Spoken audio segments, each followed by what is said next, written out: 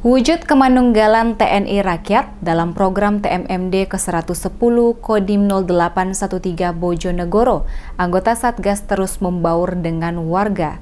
Seperti kali ini, Kopra II Puntiono merasa iba melihat dan membantu Mbah Karti untuk panen padi. Melihat Mbah Karti, warga desa Jatimulyo yang usianya sudah cukup tua memanen padi sendirian, membuat hati anggota Satgas terketuk dan merasa iba. Tanpa berpikir lama, anggota Satgas langsung membantu Mbah Karti memanen padi.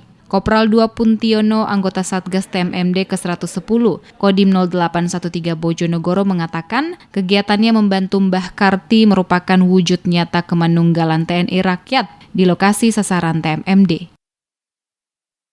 Ini kegiatan membantu Mbah Karti. Tadi lihat dia manen padi sendiri, ya kita kemanunggalan TNI ya kita bantu. Gantung panen kita kumpulkan di sisi tempat mesinnya gilingan padi. Mudah-mudahan masyarakat senang dengan adanya kemanunggalan TNI. Semoga masyarakat sini lebih senang dan lebih bermanfaat bagi kita semua.